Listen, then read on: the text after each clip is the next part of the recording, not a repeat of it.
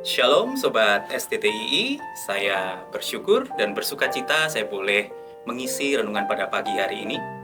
Nah, saudara sekalian, apakah saudara merasa bahwa akhir-akhir ini sedang terjadi percepatan yang begitu masif, luar biasa? Waktu mungkin terasa begitu cepat berlalu, jam berganti jam, hari berganti hari, minggu berganti minggu, bulan berganti bulan, tahun berganti tahun. Dan kita merasakan ada begitu banyak perubahan yang juga terjadi di berbagai aspek di dalam kehidupan manusia. Firman Tuhan di dalam Kejadian 8 ayat 22 mengatakan, selama bumi masih ada, tak akan berhenti musim untuk menabur dan menuai, dingin dan panas, kemarau dan hujan, siang dan malam. Dari ayat ini kita bisa melihat bahwa perubahan adalah sesuatu yang tidak dapat kita hindari.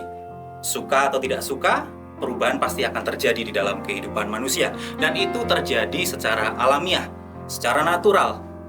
Kehidupan akan selalu silih berganti, siang menjadi malam, muda menjadi tua, ada kelahiran, ada kematian, musim hujan berganti menjadi musim kemarau, dan lain sebagainya.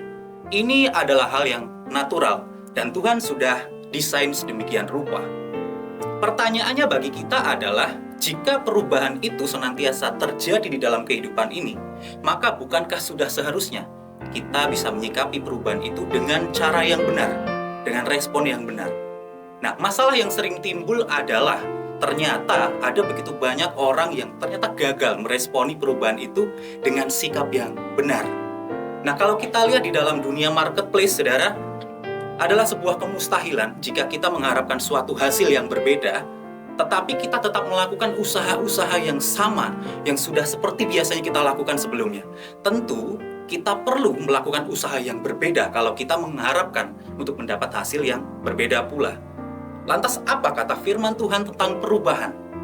Roma 12 ayat 2 berkata, janganlah kamu menjadi serupa dengan dunia ini, tetapi berubahlah oleh pembaruan budimu, sehingga kamu dapat membedakan manakah kehendak Allah, apa yang baik, yang berkenan kepada Allah, dan yang sempurna.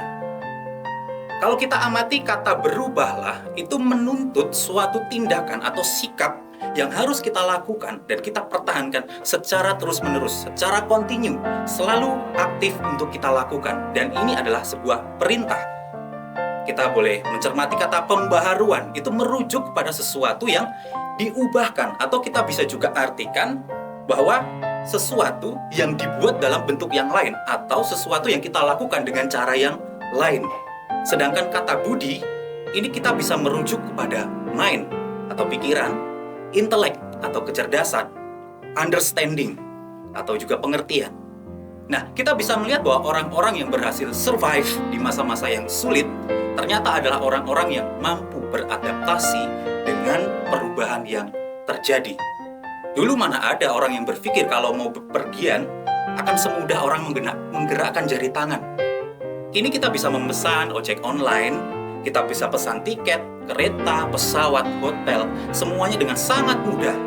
Kalau kita mau flashback mungkin sekitar 10-15 tahun yang lalu, di mana kalau kita bisa melihat angkutan ojek itu masih dikuasai oleh sekelompok orang yang ada di depan gang, bisa dikatakan preman gang, seperti itu ya.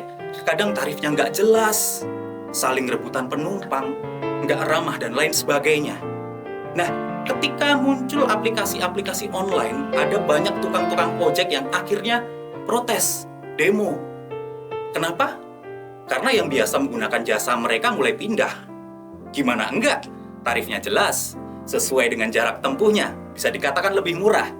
Bisa antar sampai kemana saja, bahkan kalau nggak ramah kita bisa report. Nah, ini semuanya jadi semakin mudah.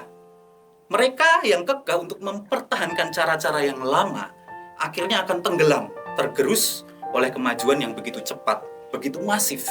Mau tidak mau, maka kita harus merubah cara-cara yang lama. Ya, kita harus berubah dan bertumbuh di dalam segala cara. Tapi ingat, baris pertama dari ayat ini berkata, jangan kamu jadi serupa dengan dunia ini. Lalu apa artinya? Kita harus bisa menguasai perubahan itu, agar jangan sampai perubahan itu yang justru menguasai kita. Kuasai hal-hal yang baru, kuasai teknologi-teknologi yang baru, untuk memudahkan berbagai macam pekerjaan, apalagi pekerjaan Tuhan yang sudah Tuhan tetapkan di dalam kehidupan kita. Bukan malah kita menjadi sama seperti dunia ini, tapi justru melalui kehidupan kita, kita bisa menginfluence banyak orang agar mereka bisa mengenal Kristus di dalam kehidupan kita. Saya berdoa supaya kita sebagai anak-anak Tuhan di masa kini, kita bisa menjadi orang-orang yang siap untuk menghadapi berbagai perubahan itu. Namun, kita tetap memegang teguh kebenaran sebagai landasan yang kuat di dalam menjalani kehidupan ini. Selamat menyambut perubahan. Tuhan Yesus memberkati.